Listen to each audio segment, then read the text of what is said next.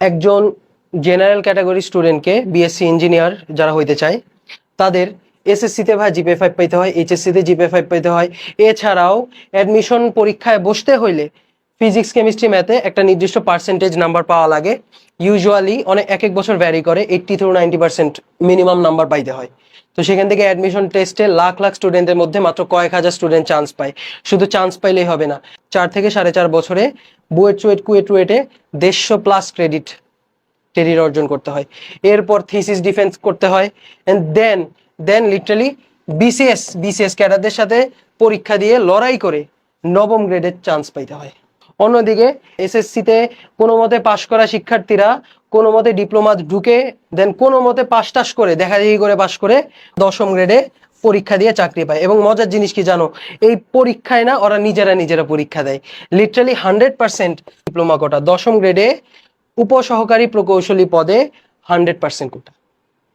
এরপর ওইখান থেকে তারা কি করে, পরীক্ষা আটকায় ইলিগালি প্রমোশন নিয়ে ওরা লিটারালি বিসিএস ক্যাডারদের পদ, বিসিএস ক্যাডারের সমপরিমাণ পদে চলে যায়। কত বড় লেভেলের সিন্ডিকেট এখানে চলতেছে, অন্যায় হইতেছে এটা বাংলাদেশে। এবং এর প্রমাণও আমরা এখানে দেখতে পারি। এই যে বর্তমানে উপসহকারী প্রকৌশলী বা 10ম গ্রেড পদে বিএসসি প্রকৌশলীদের আবেদন করার সুযোগই দেওয়া হয় না। 100% ডিপ্লোমাদের জন্য কোটা। মানে এত কষ্ট করে পড়াশোনা করলো 4 বছর 4.5 বছর, এসএসসি এইচএসসি, মানে লিটারালি 10 থেকে 12 বছরের পড়াশোনা।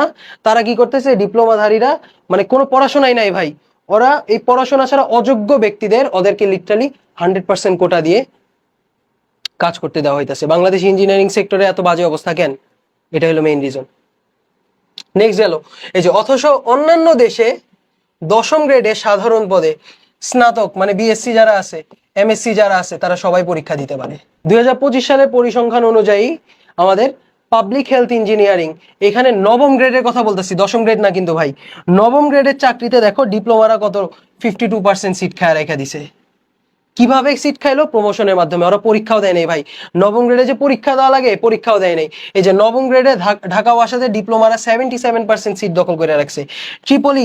ট্রিপলি মেকানিক্যাল শাখায় পাবলিক ওয়ার্কস ডিপার্টমেন্টে 52% সিট খায় রেখা দিছে। এরপর roads and highway department 74% seat খায় রেখা দিছে। এখানেও ডিপ্লোমাধারীদের প্রমোশন নিয়েই ক্যাডার পদে প্রবেশ করেছে। যেখানে একজন বিএসসি ইঞ্জিনিয়ারকে বিসিএস পরীক্ষায় প্রতিযোগিতা করতে হয়, লিটারালি বিসিএস দিয়ে ঢুকতে হয়। ডিপ্লোমারা যদি বিসিএস দেওয়া লাগতো, ওরা জীবনে এখানে আসতে পারতো? জীবনে আসতে পারতো না। এবং এই পরিসংখ্যান প্রমাণ করে 33% যে কোটা 10ম গ্রেড থেকে 9ম গ্রেডে প্রমোশনের জন্য 33% কোটা আছে। সো এই কোটাটা তারা এক্সপ্লয়েট তো করতেছেই, নিজেরা আরো এক্সট্রা ঢুকাই দিতেছে প্রমোশন দিয়ে, আসন দখল করে রেখেছে। অন্যায়ভাবে ক্যাডারের সুবিধা পাচ্ছে এরা, যেখানে এরা যোগ্যই না। বিসিএস পরীক্ষা দেওয়ার জন্য অনার্স পাস করা লাগে, মানে স্নাতক দেওয়া লাগে, সেই স্নাতকের যোগ্যতাটা ওরা নাই, শুধু প্রমোশন পায় ওরা বিসিএস ক্যাডার হয়ে যেতেছে। Wow, Bangladesh is not for beginners. Non cadre পোস্টে প্রবেশ করে 5 বছর পর তারা বিসিএস ক্যাডার হয়ে যেতেছে। বাহ, কোনো অনার্সের ডিগ্রি, কোনো বিএসসি ডিগ্রি কিচ্ছু নাই, ডিগ্রি ছাড়া, পরীক্ষা ছাড়া ওরা সুন্দর মতো জাস্ট ঢুকে যেতেছে জ্বরে বকে। এটা বিএসসি ইঞ্জিনিয়ারদের প্রতি বৈষম্য, 100% বৈষম্য। এবার দেখো 9ম গ্রেডের সহকারী প্রকৌশল নিয়োগের জন্য বিএসসি ইঞ্জিনিয়ারিং এর চেয়ে জব সার্কুলার যে দেওয়া হলে তখন তারা কি করে, রিট বা মামলা করে বন্ধ করে দেয় এক্সাম। ওরা 9ম গ্রেডে পরীক্ষা বন্ধ করে দিতেছে। বন্ধ করে দেওয়ার কারণে কি হইতেছে, ফাঁকা সিট থাকতেছে, তখন আসলে বাধ্য হয়েই ডিপ্লোমাদের চাকরি দেওয়া হইতেছে। তো এক্ষেত্রে আমাদের দাবিটা কি? 1 নম্বর দাবি হলো 9ম গ্রেডে প্রবেশের জন্য সবাইকে মিনিমাম রিকোয়ারমেন্ট বিএসসি থাকতে হবে এবং নিয়োগ পরীক্ষা দিয়ে উত্তীর্ণ হইতে হবে। ঝড়ে বকে ঢুকে যাওয়া যাবে না, হুট করে এসে ঢুকে বললাম, এটা করা যাবে না, পরীক্ষা দিতে হবে। সেকেন্ড অফ অল, 10ম গ্রেডে সবাই পরীক্ষা দিতে পারবে।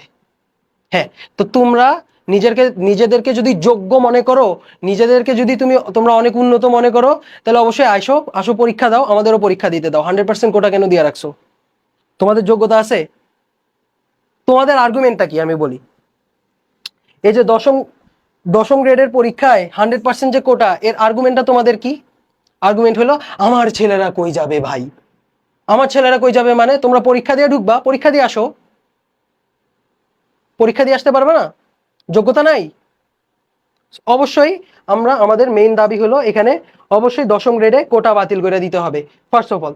সেকেন্ড অফ অল, নিয়োগ পরীক্ষা দিয়ে 9ম গ্রেডে ঢুকতে হবে।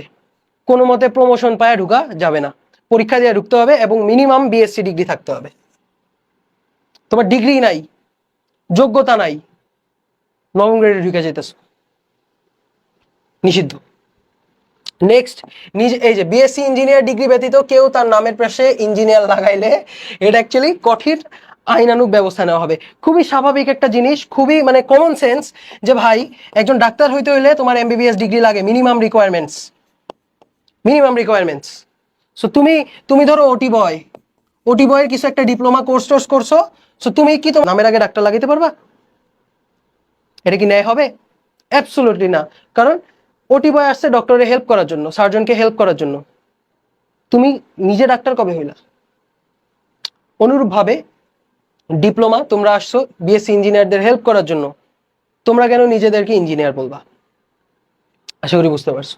অ্যান্ড এই যে দাবি, এই দাবিগুলি আমাদের ছিল। এবং দেখো, প্রকৌশলী রোকনুজ্জামান রোকনকে 25শে আগস্ট ডিপ্লোমা সন্ত্রাসী দ্বারা নেস্কো কার্যালয়ে ডেকে জবাই করে হত্যার হুমকি দেওয়া হয়।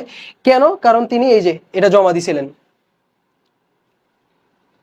এই কারণে আমাদের আজকের দিনের কথা বলতেছি, 27 আগস্ট আমাদের এই কর্মসূচি পালন হয় এবং এই কর্মসূচিতে অবশ্যই অনেক স্টুডেন্ট হতাহত হয়। আমি বেশি কথা বলবো না, আমি বলবো যে আমাদের এই দাবিটা যৌক্তিক কিনা। অবশ্যই যৌক্তিক। 1 নম্বর কথা, যোগ্যরাই যোগ্য পদে থাকবে। 2 নম্বর কথা হইলো যে কোটা থাকলে যোগ্যরা সুযোগই পাচ্ছে না। সো আমাদের কনক্লুশন হবে অবশ্যই যে কোটা বাদ। এটা যৌক্তিক দাবি, অবশ্যই এটা একটা যৌক্তিক দাবি। 1 নম্বর, যোগ্যরাই যোগ্য পদে থাকবে, খুবই বাস্তব কথা। দেশের উন্নয়ন চান আপনারা? কি চান? চাকরি চান না দেশের উন্নয়ন চান? তো দেশের উন্নয়ন চাইলে অবশ্যই যোগ্যদের যোগ্য পদে থাকতে হবে।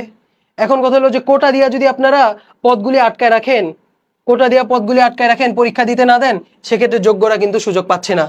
তাই অবশ্যই কোটা বাতিল করতে হবে, 10ম গ্রেডে কোটা বাতিল করতে হবে, এটা হলো আমাদের দাবি।